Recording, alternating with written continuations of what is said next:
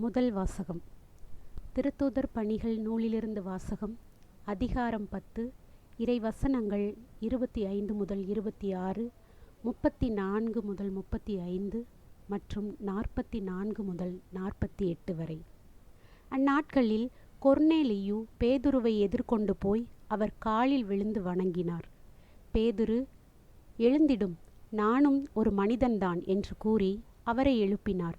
அப்போது பேதுரு பேசத் தொடங்கி, கடவுள் ஆள் பார்த்து செயல்படுவதில்லை என்பதை நான் உண்மையாகவே உணர்கிறேன்.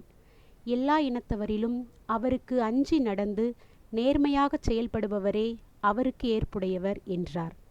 பேதுரு தொடர்ந்து பேசிக்கொண்டிருக்கும்போது அவருடைய சொற்களை கேட்ட அனைவர் மீதும் தூய ஆவி இறங்கி வந்தது. பேதுருவோடு வந்திருந்த விருத்த சேதனத்தில் நம்பிக்கையுடையோர் தூய ஆவியின் கொடை பிற இனத்தவர் மீதும் பொழியப்பட்டதைக் கண்டு மலைத்து போயினர். ஏனென்றால் அவர்கள் பரவச பேச்சு பேசி கடவுளை போற்றி பெருமைப்படுத்தியதைக் கண்டார்கள்.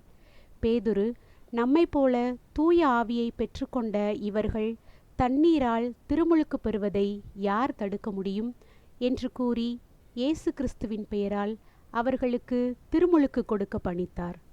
பின்பு அவர்கள் சில நாள் தங்களுடன் தங்கி இருக்குமாறு அவரிடம் வேண்டினார்கள். ஆண்டவரின் அருள்வாக்கு.